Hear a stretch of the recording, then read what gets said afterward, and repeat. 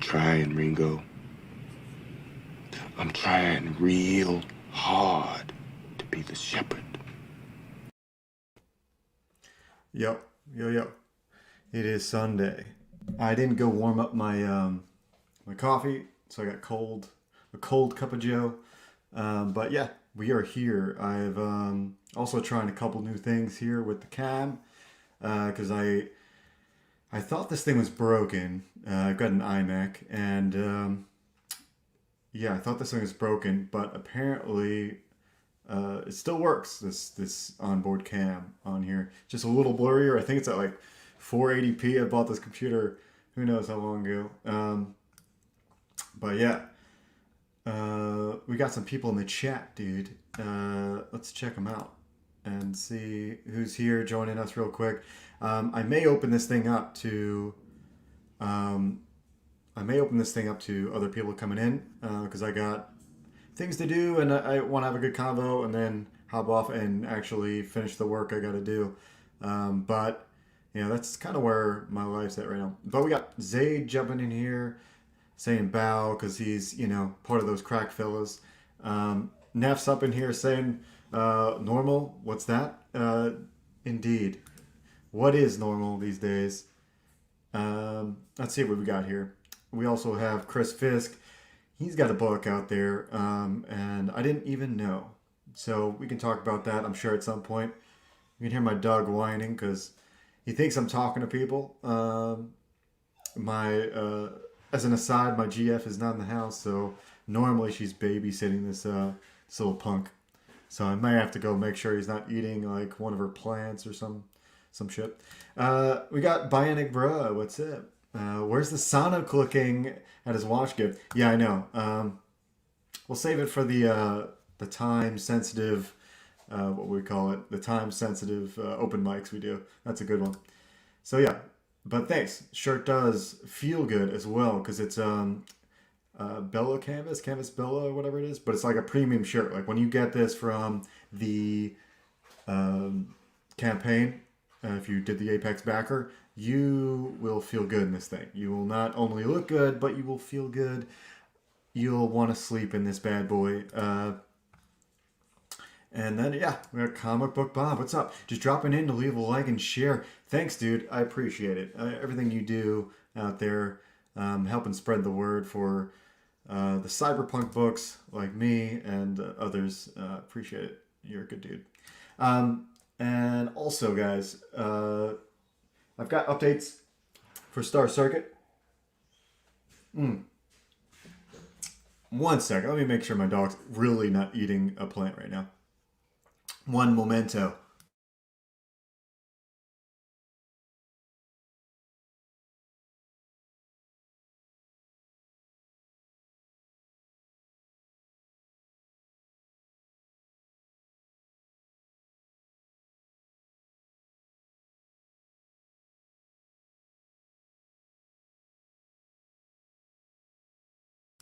All right, that was quick.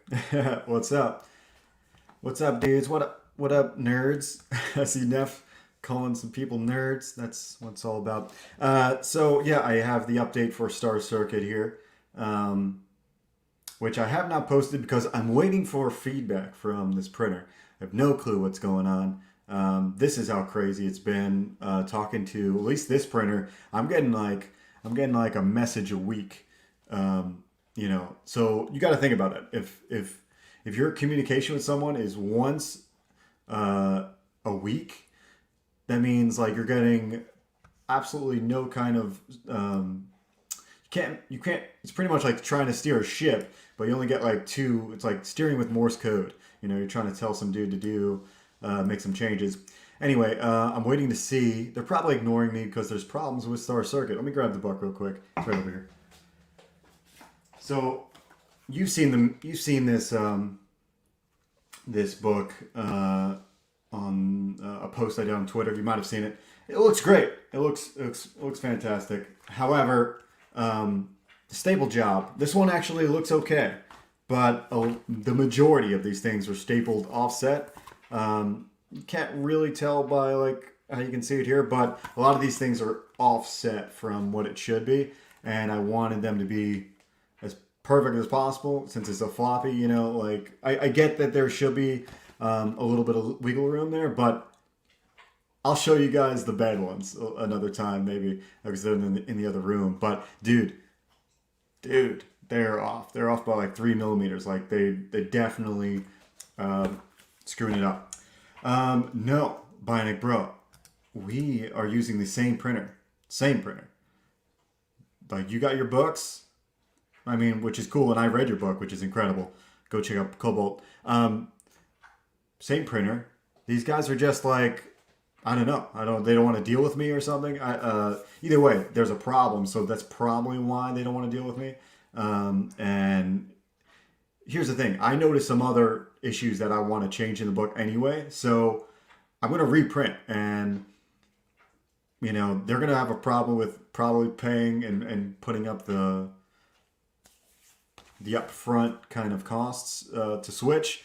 But I don't even mind paying some of that because I want some changes being made anyway with some of the art. Namely, it's still a little dark. And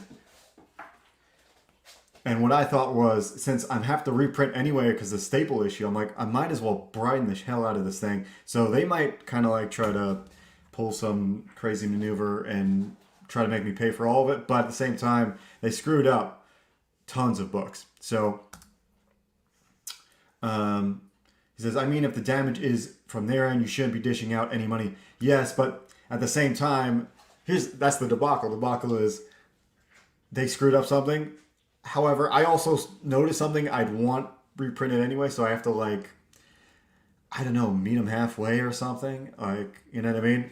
Because they'll reprint, but they're not going to accept another print file. I guarantee that. So if I get them another print file, they're going to be like, you know, we'll reprint the same one, I guess. But if they have to reprint anyway, I don't get why they wouldn't accept another print file.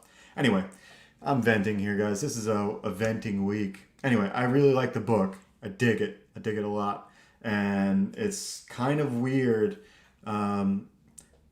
It's kind of weird how I'm in this limbo. It's this limbo of waiting to see how to figure out to get the fixes right for the book, and at the same time trying to get the book looking great, you know, better than it does. So anyway, that seems like a big rant on my Star Circuit venting. Yeah, the printing industry is crazy. Yeah, what I'm probably going to tell them is, dude, are you gonna work with me, or do I have to go to another printer? Like reasonably, I gave them tons of time. Like I'm late mostly because of them. They're very, very slow. Like I said, I'm getting an email a week. So to make any change has been a drag, and it just comes out on your end for whoever backed this thing. It's coming out on that end because I want it to look and be what you bought. So I'd rather take a delay than it looking less than, you know, up to standards. Anyway, that's the Star Circuit. Star Circuit, awesome, kind of crappy update. I will have an official one soon. The minute they email me back, I'll get you guys an update, and we'll have an official one with a video where I show you guys exactly what the problems are with it. A lot of them are dinged up too, but you know, what can you do?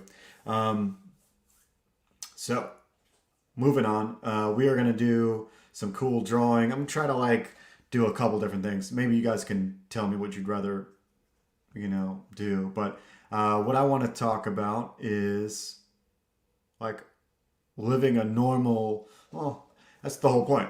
Nefarious brought it up before. What is really normal? And actually, before I move on, I saw this comment. This is incredible. Thank you, Chris. I love the racing aesthetic. Speed race plus Akira. Yeah, Speed Racer or Tron or I'm an F-Zero dude, and we haven't gotten one of those games in a long time. Though I did notice that Nintendo is making some sort of shift with their online service where F-Zero is included. So they might have just stolen more of my preciously earned money. Anyway, where was I at? Yes, having a normal life. Nefarious thinks there's no such thing as normal. Yes, you're right. There's really no such thing as normal in the scheme of things. However, like appeasing like the real world is a thing. Like you have to like kind of get to the bank sometimes during daylight and go to see your family when there's like birthdays and stuff like that. And things like that remind you, if there weren't such things that keep the world moving and like keep your social life active, if there weren't those things, like you would almost lose track. Like I would, at least. I'd be like in my flow, in my moods, and doing my thing with comics, and then realize, oh, I haven't seen somebody in like 2.5 weeks. Besides Sherry I see every day, which is keeping me sane most likely. Chris Fisk here is saying, now I'm worried. If I get back to my books to fulfill orders and the books are effed up, should I just send them out anyway and then send the fixed books afterward and no charge? That's up to you, user. If you send out 2 books, you're going to eat the shipping cost. So if you have the extra funds to do that for them, I guess go for it. I don't know. I suppose that's something that you could do. Like I said, you just have to eat the charge. I wonder. Again, it's a tricky situation, but I would say that would be hard to do if you are on the budget strictly from Indiegogo. So we're going to get into some drawing as we talk here, but yes, Hail Collision Bomb, what's up? Thanks for joining. Smash the like, everybody, because that helps us spread the stream's wings a little bit. Let's do this. We're going to switch cams, and while I do that, I'm going to go figure out what the hell my dog wants. I'm going to let him outside, let him go run around and stop bothering me. But while I do that, check out Star Circuit. It is a cyberpunk racing book. I'll probably throw a link in the chat here in a second. But yeah, check it out. It's pretty sweet. Welcome to the future. A place where you can find anything you desire. If the burner gangs don't find you first. Where the fastest racers are artificial. And if you're human,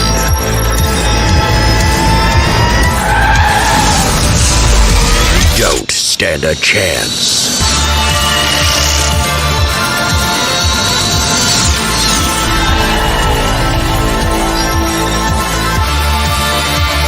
Star Circuit.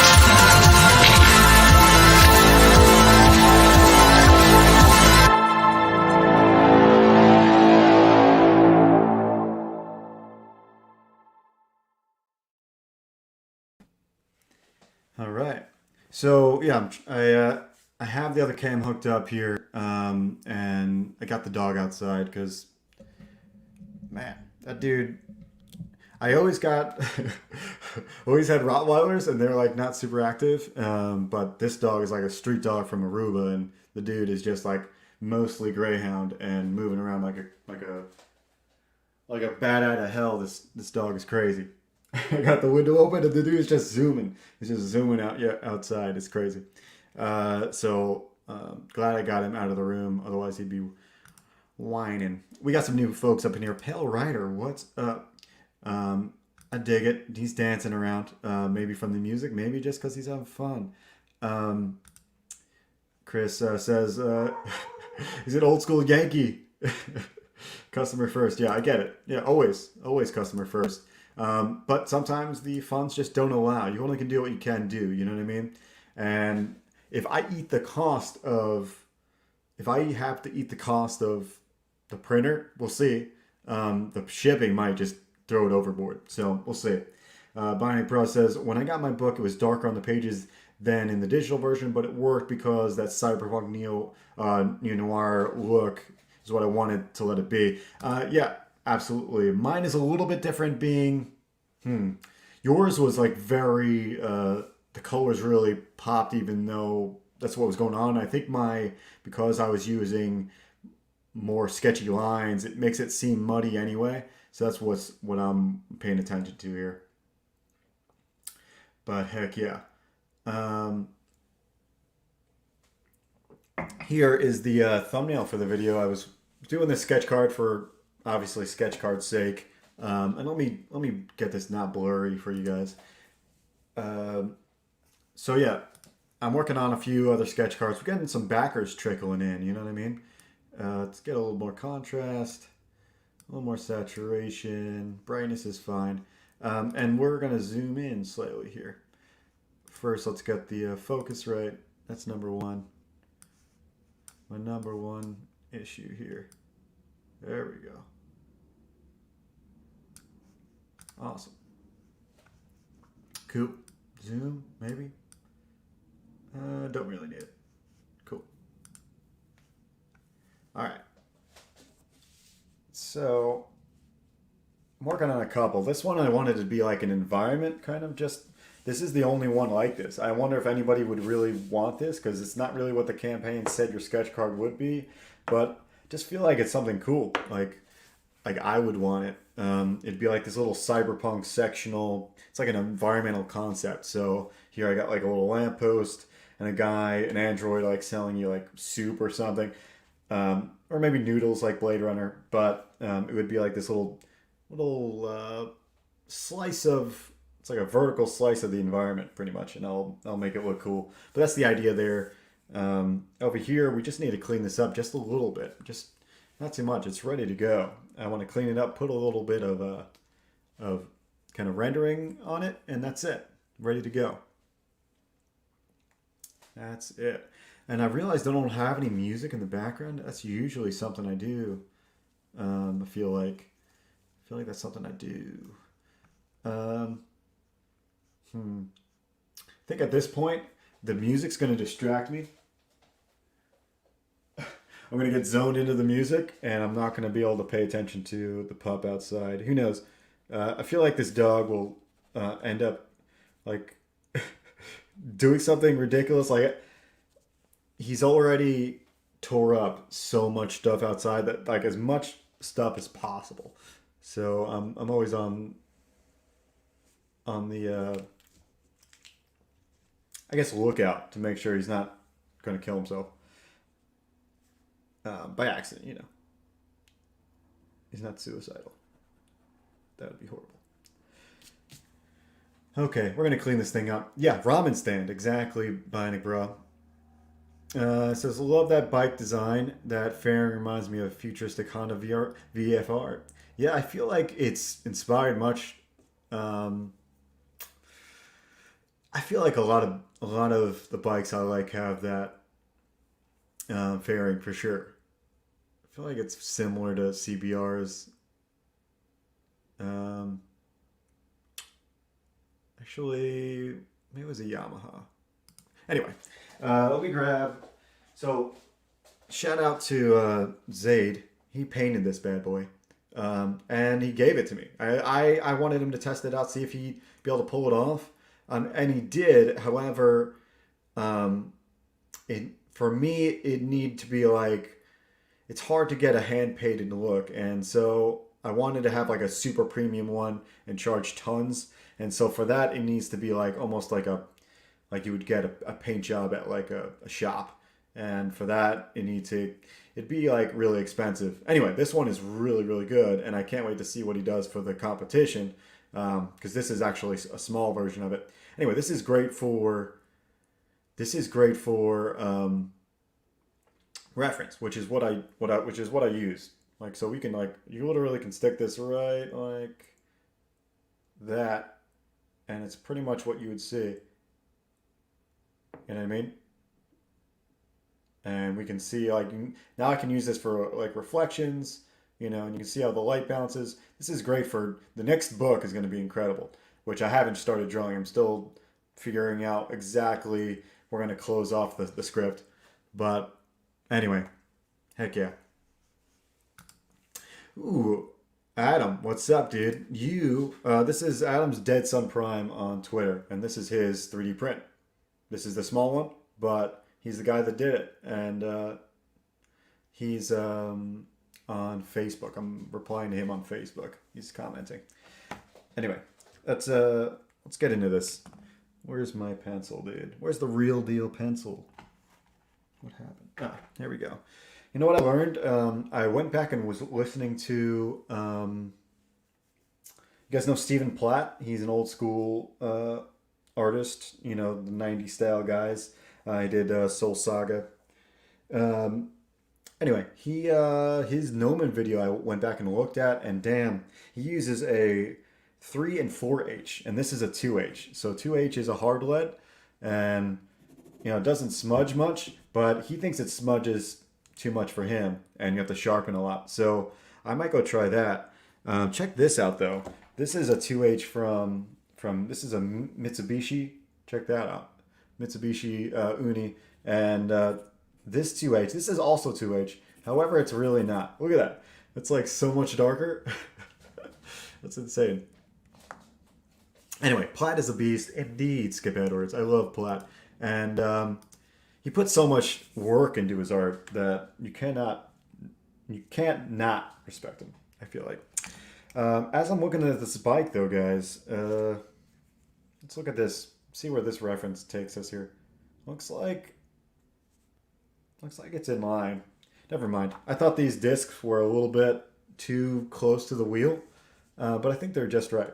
So I did look at it for a second when I was drawing it, so no worries. And you guys can see my grid lines here, I think. You can see the grid lines. But yeah. Joe and Skip, I need to have you gentlemen on my Showtime. Yes, dude. I haven't been on a stream with you since I think we were on Global Frequency together at one point. It's been a while. Super stoked for Mavericks. Super stoked for a lot of these books that are finishing up their campaigns, or actually just starting to. Obviously, Inglorious Rex, Erno Pressey's. I don't know why I'm blanking on his book name now, but stoked for that too. And the side book from him looks incredible. His little sketchbook. Okay. Let's do this. Now my dog's staring at me through the window on the outside, like literally taunting me, dude. He's like, asshole, dude. Like, it's probably hot out there. But it's cloudy, man. He shouldn't be that hot. All right, Bonic Bruh says, check out the Yamaha MT-09 all-terrain ability. Just switch out the wheels as needed. So that means it's probably got some heavy suspension, like hardware on that thing to like. Oh, sweet. And Dead Sun Prime. There he is. As Dead Sun Prime. He's back here. So awesome.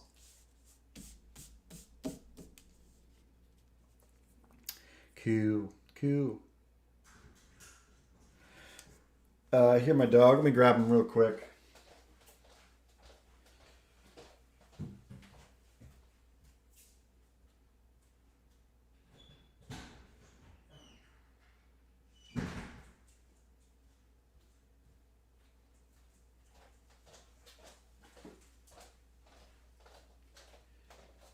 All right, so let's finish up this bike and talk about a normal life, because that's kind of like what's brought this up is just having to work consistently, which brings up a lot of things. Working consistently means like doing other people's book as well as yours. I feel like that's what I mean. So the artist life is like working professionally and at the same time trying to get your stuff to look good. And I kind of missed a little bit as I left. Chris says, I'm contemplating getting an iPad Pro Procreate to help me pinch hit for drawing. Yes, so I use an iPad and I use Clip Studio. However, I have like a weird issue with my iPad, which it causes problems. I don't know if it's something I'm doing or if it's something Clip Studio does, but my cursor jumps. Like the iPad might read my palm or something. I don't think it's that though. I think I'm like maybe putting too much pressure on the screen or something. Maybe I'm just heavy-handed. But I'm trying to figure out what the hell is going on with that. And it's causing me to like look elsewhere besides the iPad. Even though the iPad has a great resolution and the pen works great, what I'm trying to do is find an alternative that doesn't have that issue, because it does get to be a pain. And yeah, so I would say it is cool. It's expensive. What I'm looking at is the Huion ones that I found out through Billy Basco actually, but Huion looks pretty sweet. Chris says MT-09s must kill in Super X events. I'm sure. I've never I don't know many.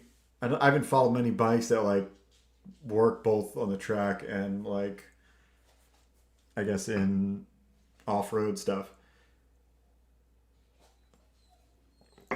But then again, I'm not like a super aficionado on bikes. I just really love the aesthetic, and I do like MotoGP. So I've watched a good amount of like pro racing, but I mean, you kind of have to make a book like this. But anyway, so this is what we're gonna do here.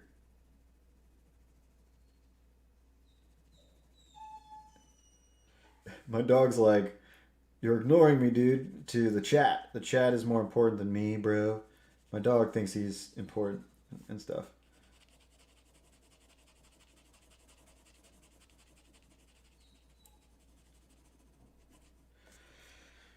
Okay, so we're just finishing up this bike. Oh, nice. Which ones you got there, Skip? Skip says he's got two Huons. I like them both. Tell me which ones. So I'll probably. I think I have to go with the ones without the super bevel, because I'm like there's some that have like a hard and like a wide bevel on the screen, and I don't like it. So whenever that cutoff happens, it might be the 4K versions. I'm not sure. However, those are more expensive. Um, you know. So,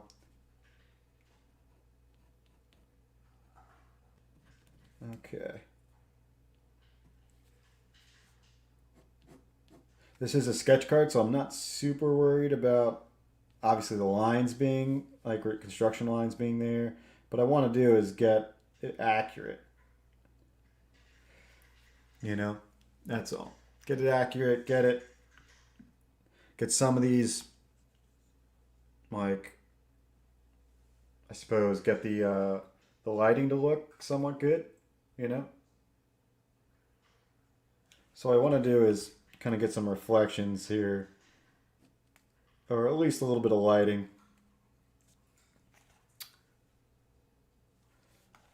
which means at the top usually you get a little bit of a contrasting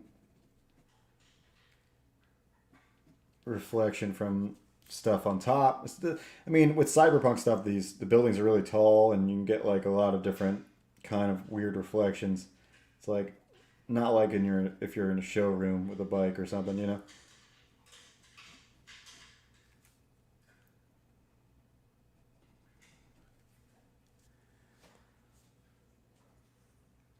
It's got a GT90 and a Canvas Pro. Yes, a Canvas Pro is probably the one, except I don't know if the Canvas Pro I want is the 4K one or not, because it's obviously it's more pricey, and I don't even know if my computer can handle 4K, or if it's even worth it, because if it can't output it, it doesn't matter. Okay, let's go around.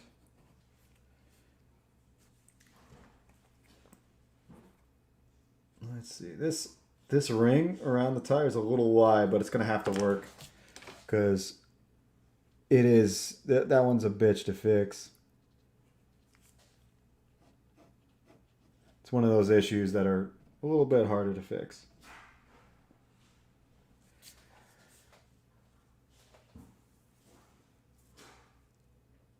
So with me, guys, I don't know about your favorite rendering style, but mine these days are limited because I do so much coloring that, or I do the coloring on my own book and whatnot. So for me to get things right, I pretty much have to like essentially have to like divvy up where I'm going to put my time, and I'd rather put it in some of the digital stuff than rendering super heavy on everything, with penciling. So I do these little one hash mark, like just little beady looking render lines, and that's what I do for a lot of this, which is pretty sweet. Let's put a little bit of a shadow on the bottom, because this is where the shadow really, this cut line down here, that's kind of where things fall into place.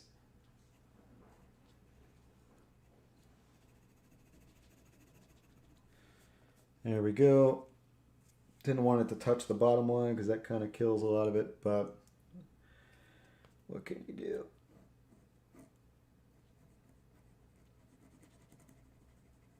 Let's try to keep that separate.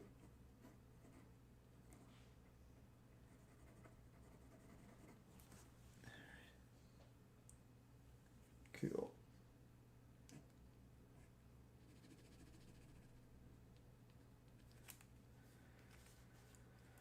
All right.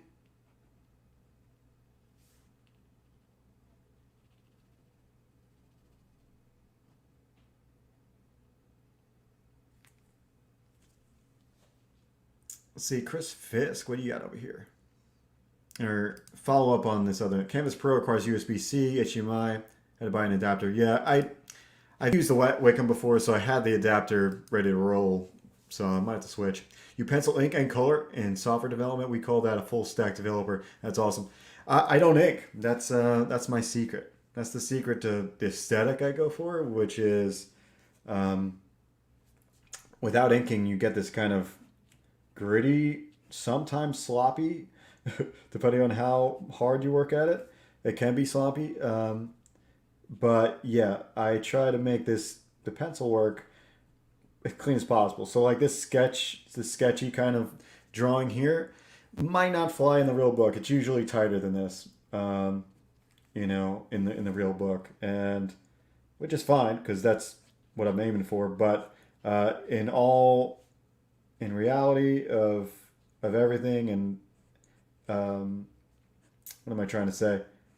Like you want it as clean as possible, but skipping the inking phase is key for saving some time. Like I don't even know how I'd get anything done if I did inking as well.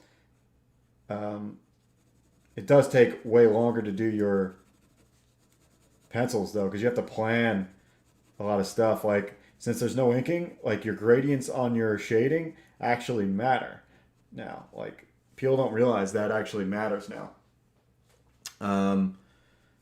So put a little ground shadow on it. I think this one should come out a little bit more. I think that looks good. Back here, we got the right kind of lines. Let's put a shadow down here.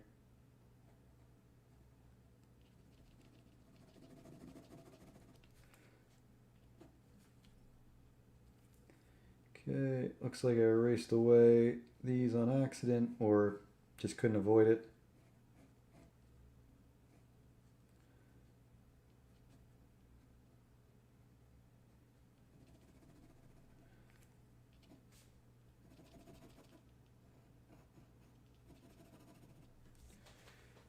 Cool.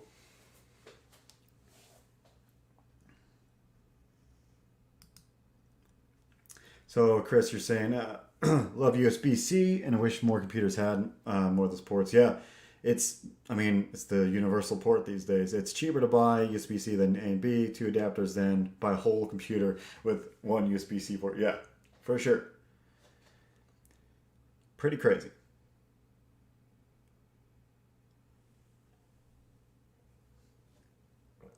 All right. Maybe we should do a little intermission and talk about the topic of the day, which is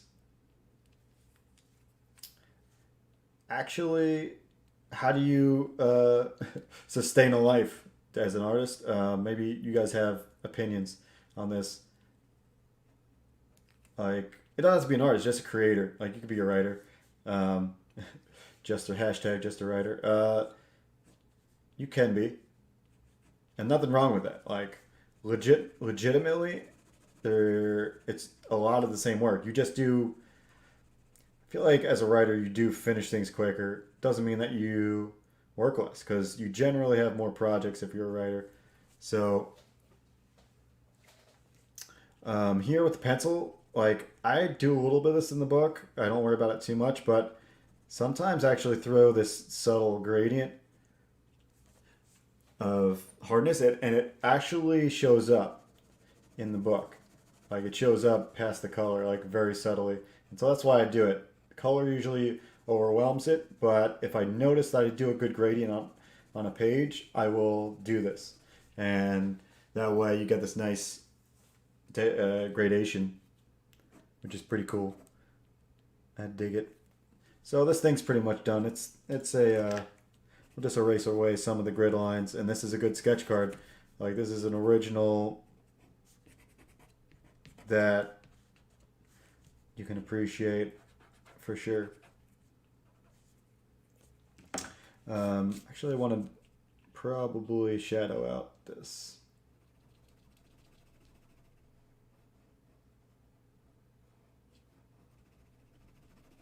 And I'll probably throw in a little bit of that darker 2H from the Mitsubishi pencil I have.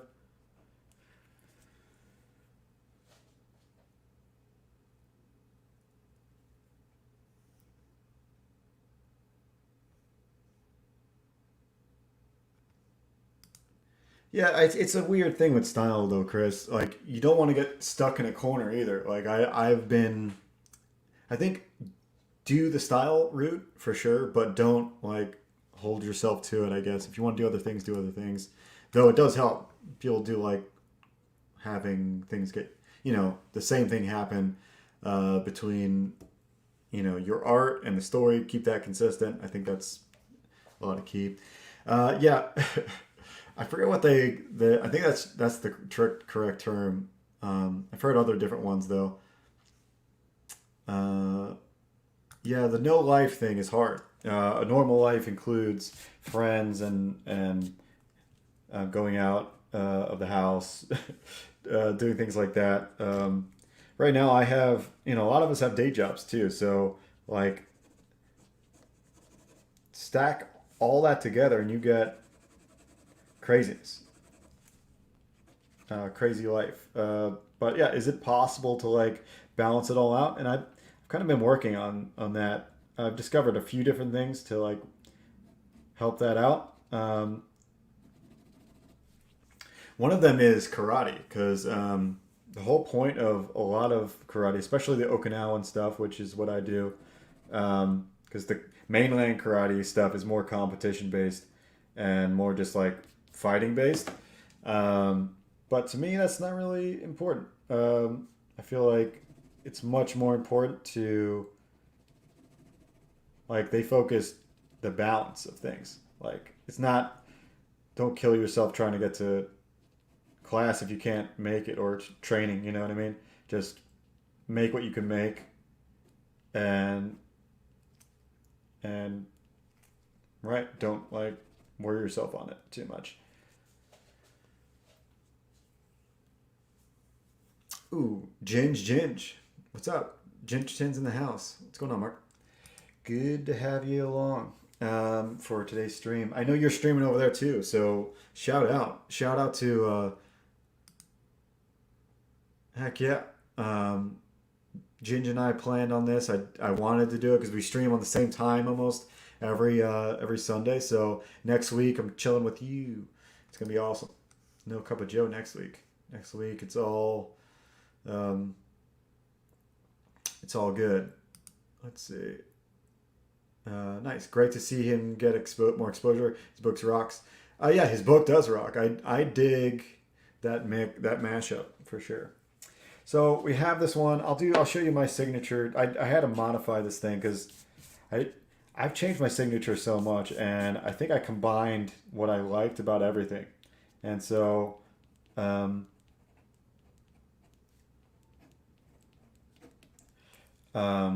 just a little message for you guys. But my signature is like a combination of what I used to do and what I do now, which is kind of inspired by Sid Mead. I don't know if you know who that guy is, but he's my idol. He died already, but he's, pretty much the famous designer, most notably from Blade Runner. So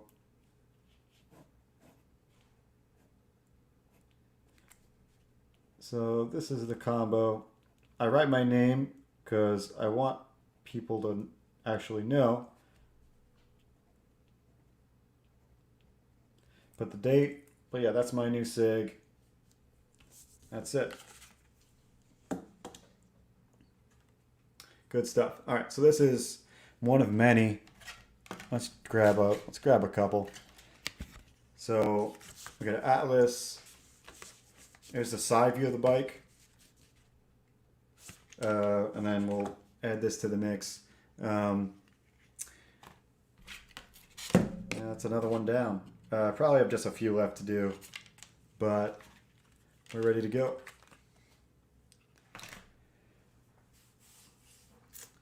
Woodrow, what's up, man? Chaotic Neutral. Hail to you guys. Hail for everybody just chilling with us today. It's Sunday. It's the chill day. I'm doing a book that I can't show you right over here. This is my light pad. So I got it on the light pad. What I usually do for my process, guys, is a heavily detailed layout on digital, and then I do the light boxing. For speed, I might lower that, bring that back to less time on layouts, almost keep it more rough. Almost keep it more rough, and then move to a little bit of a blue line after the light box. So, all right. So over here, just want to do some studies on like, what we would call like stylized hands.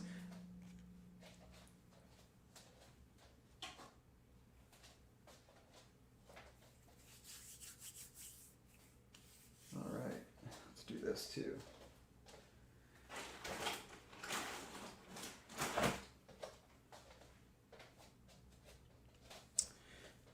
All right.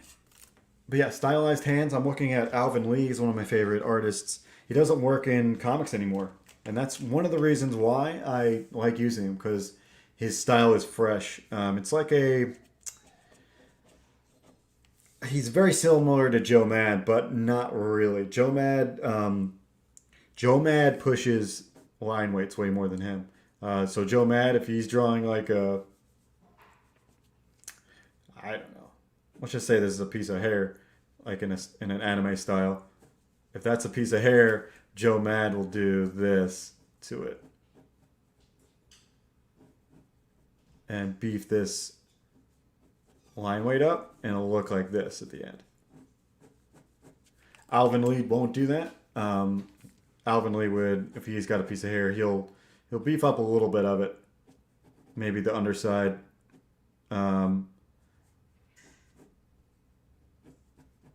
Maybe not even that underside, but it would look more like that, more straight. So I'm using blue light right now too. So what I'm doing over here is kind of, this is how I study it. Like I'll take what I'm looking at in one of his books, which are hard to find because like there are not many of them, and then go in here and I kind of like grid it out like it's a wireframe for like a game, or like, in 3D. So here it's an arm, right? And I'm looking at how he draws arms and hands and how they connect. So what this guy will do is he uses this, I'm noticing he uses this shape a lot. If he's drawing a finger or any bone, he literally uses the shape of like a dog bone. It's like a kind of a manga infused style, and so it's almost like this little wrench of a dog bone, and everything has this shape, which is fine because it's a landmark. It's a landmark for your style, and so for his style, this is what he does, right? So everything has this dog bone thing. So you almost can see it here as I'm studying. Like he's for the forearm, he's putting this like a little bit for the wrist that you have. You can see my wrist. Like you have bone peeking out here, and that he just gives this little bit of a lip here to make it look like this dog bone shape or whatever. Anyway, you'll see what I'm about to do here with his hand. Let's draw it here instead, or right here. It's a little clearer. So it's like that same arm. I'm just going to blow it up a little bit.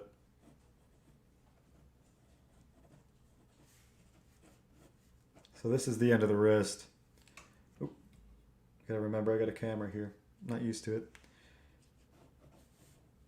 I've been doing this for a while, and I don't think I'll ever get used to it. So I don't know if you guys are aware, but Alvin Lee, who doesn't work in comics anymore, I think he works at Riot Games, he used to have a schoolism class, and I took it way back in the day, probably about 8 years ago or something. A long time, when I first started out.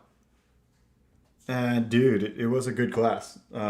He's not a great teacher at all, but his style is one that is simple and it kind of serves learning, I think. Something like that. It's like a service to education by studying under just his style, even though he's not a great teacher. Okay, so let's see. The artist for my book, Spells and Superheroes, has been studying Joe Mad here lately. You'll probably see a bit of those influences in our next books. Cool. We got here. Jacob has really shifted up his style with some Joe Mad influence specifically. It's cool to add stuff. I actually have a cool video gonna be made here soon. I just need to find the time. Probably one of the reasons why I wanted to talk about balancing a normal life with your with what you're doing. It's hard to do everything. And so this YouTube video is pretty much analyzing what I'm doing here, but with a lot of artists. And I'm going to break down, not for the information, but like almost like a quirky way that you can learn what I'm doing, how to study, and at the same time, find these cool similarities that you can add into your books or into your artwork. So anyway, I brought up his schoolism class because the way Alvin kind of brings up hands and just anything really is like this. If you're going to study a hand, you pretty much draw the palm, which would be here, and then you draw like balls for the knuckles, right? And same thing for the joints. I like to get a little bit more specific, like what shape they really are, because that'll help out in the end. And I'm drawing a little bit rougher than what I normally would, but I'm on stream. I did want to study some of this with you guys though, because it's cool to see stuff like this in progress. So over here, the wrist would come out.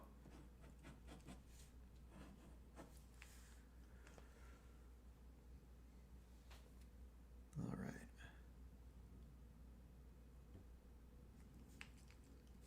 Let's move this up.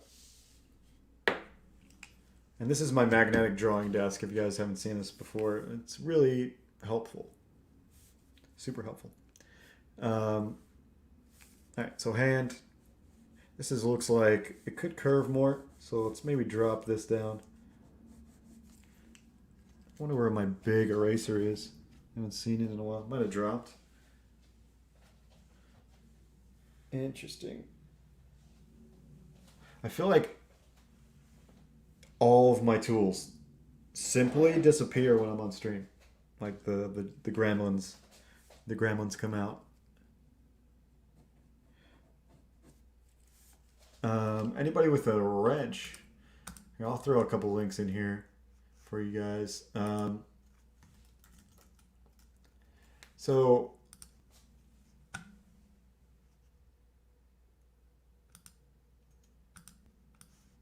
let's support a little bit. I did say balls. But yeah, if you guys want to check out Ginger's book, Spells and Superheroes, put it in the chat right now. Looks pretty awesome. So check it out. Thanks for showing up, Ginge. It'll be exciting for next week. Chris also has a book. Don't have the link available. Who has the link?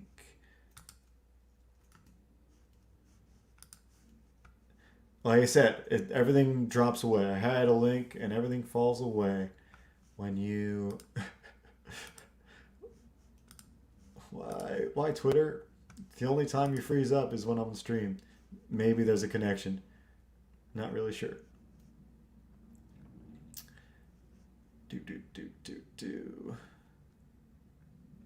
Super weird. Okay, that's enough. I'm sorry. Why I can't find your book of all times.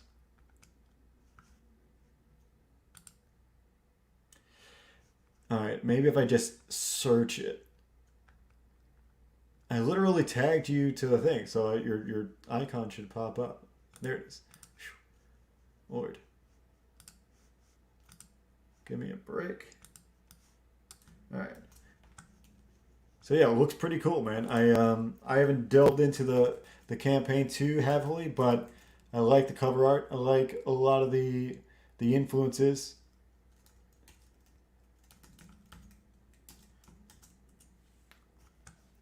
So I suggest you check it out as well, everyone. It looks like a sweet kind of, it's like an epic saga fantasy looking book that it's book one, so it's a good time to jump in. All right, let's finish up this hand before we run out of time, guys. I think that's possible. All right, so let's make use of that dog bone kind of technique. So if you got another knuckle here, which I kind of draw my knuckles more roundy, square like that, except for the top one. But anyway, dog bone would come like this. In his case, the way he would draw it would be like this. And I like him because this little line here gives you, I don't know, a nice way to show foreshortening.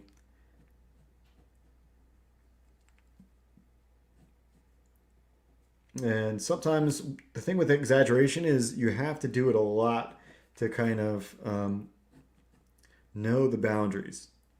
To know the boundaries is tough.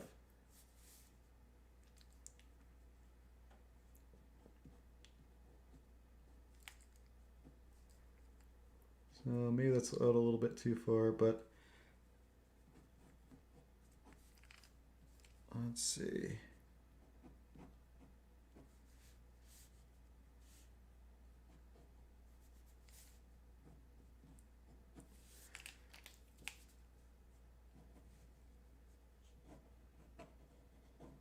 See this little meaty part of the hand? This part is hard to remember to draw because when you draw a simple shape like a box, you forget that even if your thumb's here, there's a little piece of meat that the hand has in there.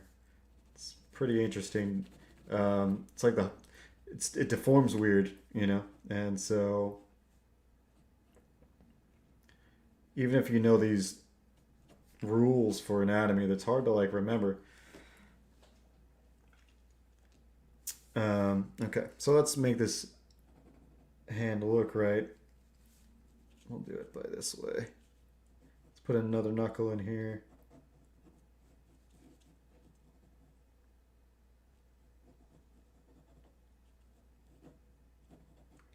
The problem with this blue line, it doesn't really erase. That's why I don't use it a lot. Especially, like, it's an odd thing because it doesn't scan, except it also doesn't really erase well. So,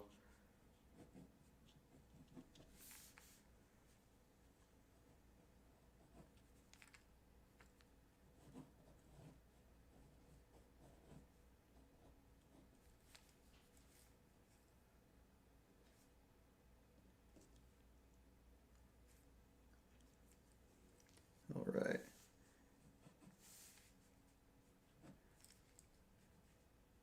So that's the weird thing about a lot of comic art, because a lot of it's collaboration, right? So you end up having many ways to do things, and a lot of them you think is all one guy's choices, but it's really not. Like, a lot of it's there's an inker involved, you know? And so by you not recognizing that, you would probably assume that it's all done and, you know, this one guy's making tons of awesome choices.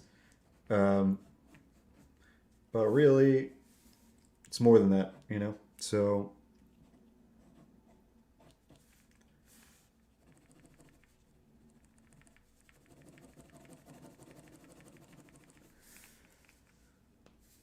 let's see. I wanted to show more of this dog bone element. So this dog bone thing, like, so this, for the knuckle, you would stick this ball for the knuckle in between the ridges for the dog bone. It's like this weird stylistic thing, which I'm still trying to really understand.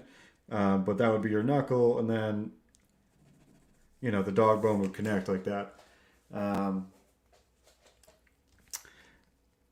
Anyway, this is the kind of thing I'm going to probably be incorporating more and more into my work, because I think hands are super expressive, and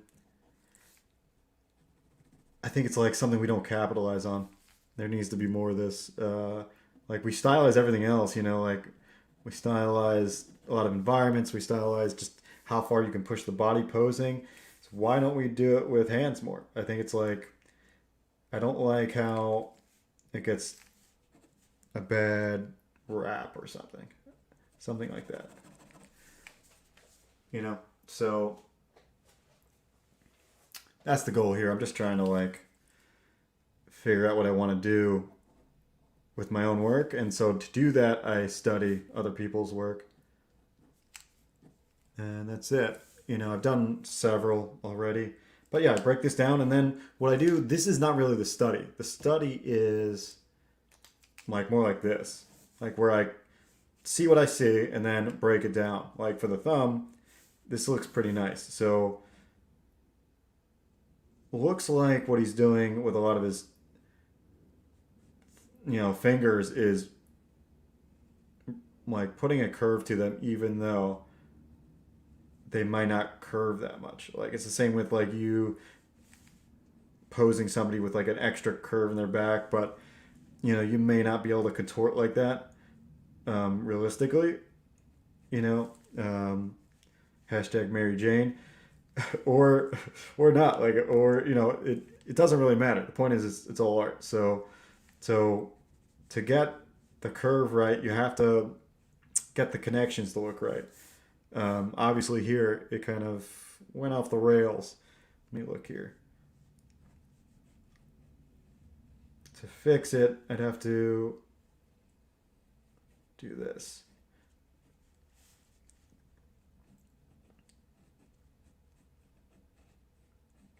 A lot of times, like, you drawing the nail on a hand can, like, fix it or hurt it. Like, I find, like, you can draw a perfectly good finger and then put the nail a little bit wrong and it looks totally goofy. Like, if I put the nail more up here, it would have worked better, you know?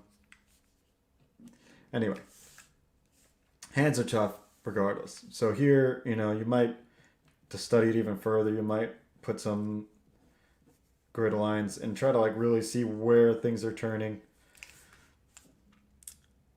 That's how I do it.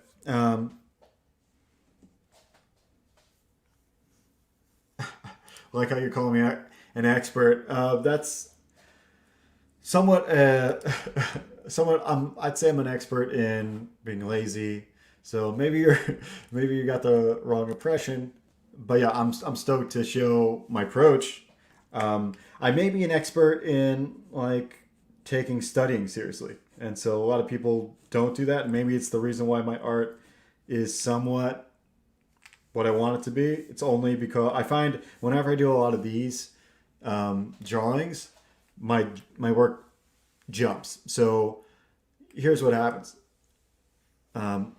This happen. Let me know if this happens to you guys out there, if you're artists, or maybe this happens to the writers too. So you'll be out there and you'll be doing your normal thing. You know, I'm drawing a comic page or whatever, doing my stuff, and then when I'm done drawing this thing, or as I'm drawing this thing, I'm noticing I'm way less happy with it than normal. You know, I'm drawing the page and like normally I'd be like looking at it and finished. I'd be like, oh, the rendering's great. At some point, you have this moment of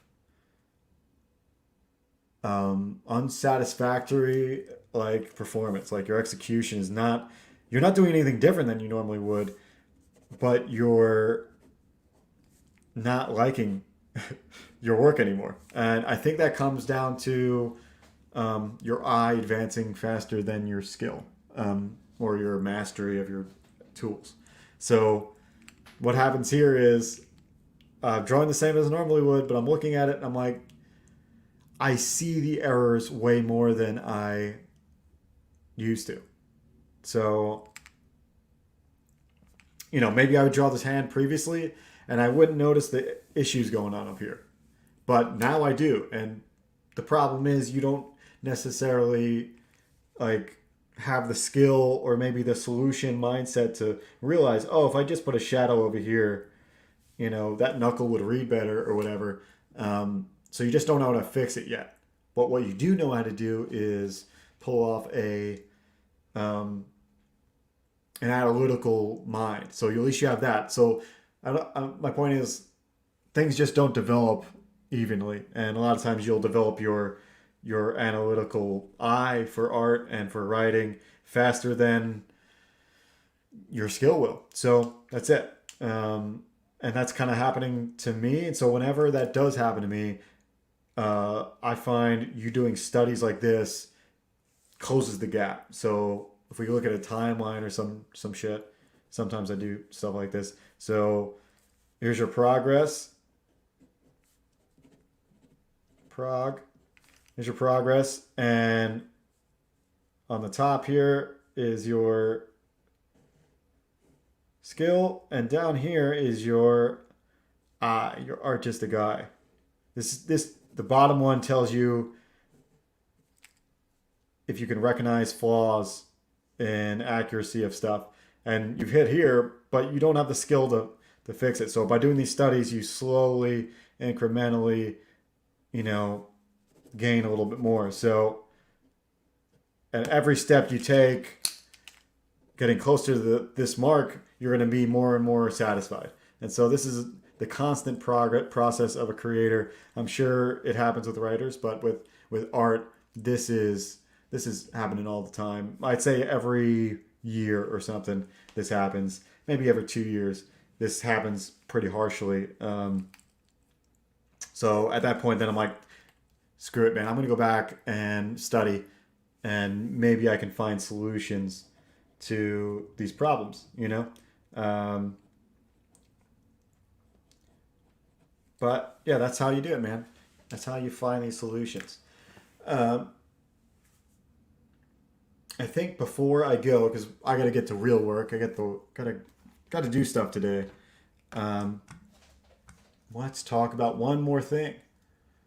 If you guys are looking for help, if you are looking for artistic resources, I've started one, and it's really bare bones, but this might give you some of the links you're looking for. And it's called The Ultimate Guide. It's like a compendium. It's a big index for a lot of resources. I'm building it slowly but surely here, and it's just a Google Doc, and it's on the video. Just check the description and you'll head there, and there's just a bunch of cool books, videos, YouTube channels that have resources, and I'm slowly building it, and that's what I'm trying to do here with this thing. So check that out, and yeah, I will be